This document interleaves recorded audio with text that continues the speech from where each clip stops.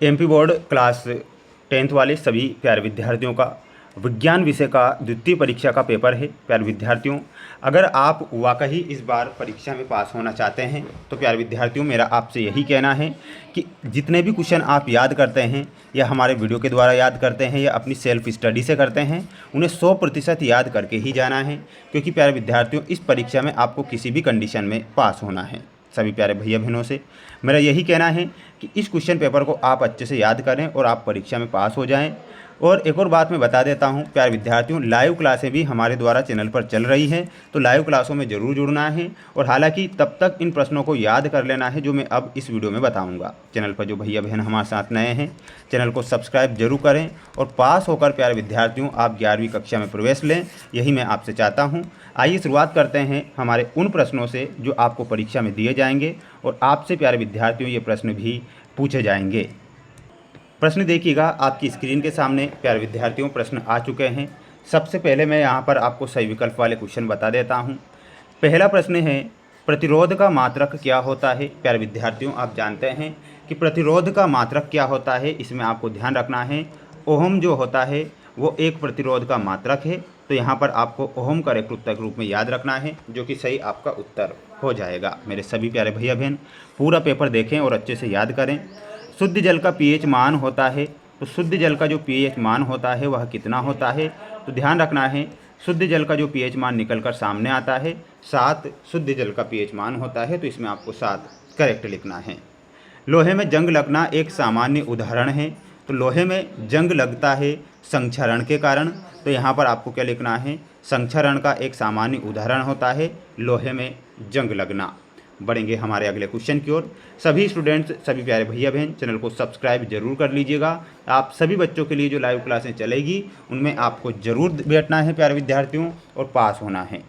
मानव नेत्र कार्य करता है, तो मानव नेत्र जो कार्य करता है वो एक सूक्ष्मदर्शी की तरह कार्य करता है, तो यहाँ पर आपको लिखना है सूक्ष्मदर्शी की तरह। लेंस की क्षमता का एसआई मात्रक क्या होता है, ध्यान रखिएगा।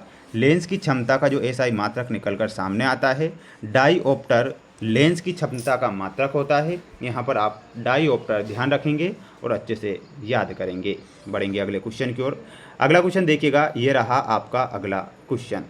अभिनेत्र लेंस की फोकस दूरी में परिवर्तन किया जाता है, तो किसके द्वारा होता है, पक्षमाभी के द्वारा अभिनेत्र लेंस की फोकस दूरी में परिवर्तन किया जाता है, तो यहाँ पर आपको पक्षमाभी लिखना है।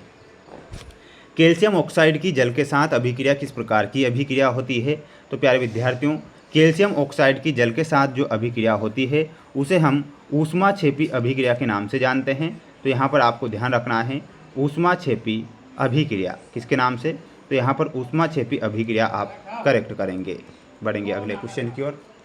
अगला क्वेश्चन देखिएगा, एक पारितंत्र में मानव है, तो एक पारितंत्र में जो मानव होता है वो क्या होता है, सर्वाहारी होता है, यानी कि वो सभी चीज़ों को खा सकता है, यानी कि यहाँ पर आप सर्वाहारी लिखेंगे। बढ़ेंगे अगले क्वेश्चन की ओर। प्यारे विद्यार्थियों, अच्छे से मेहनत और प्रयास लगातार करना है ताकि आप परीक्षा में पास हो सकें।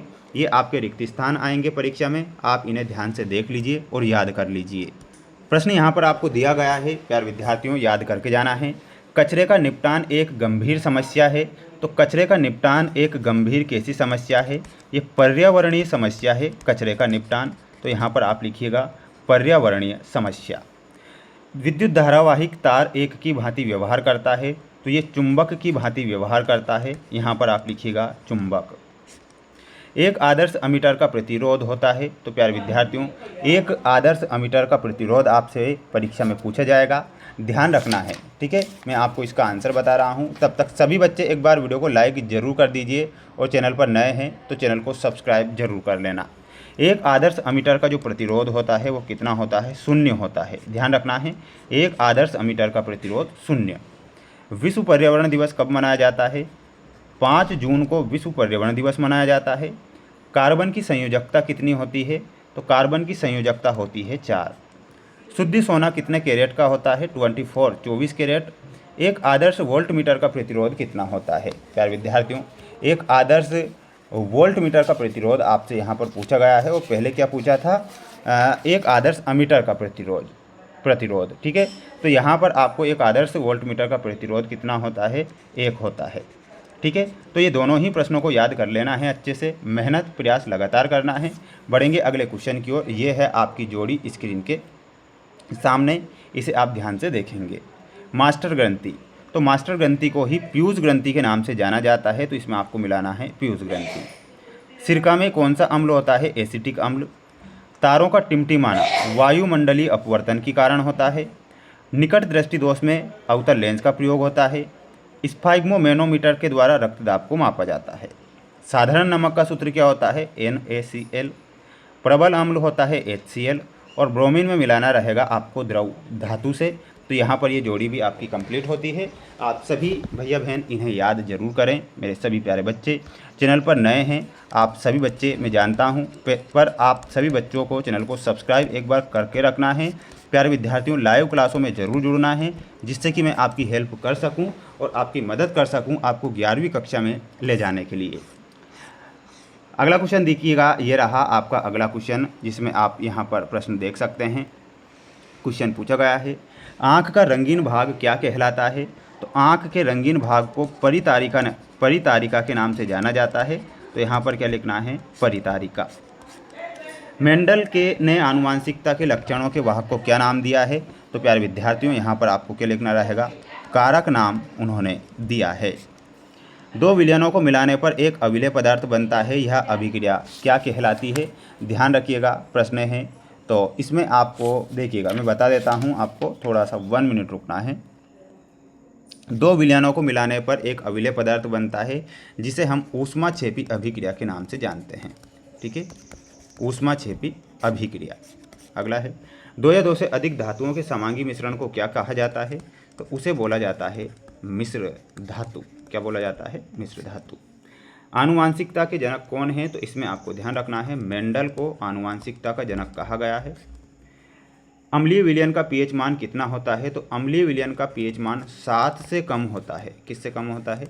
7 से कम होता है।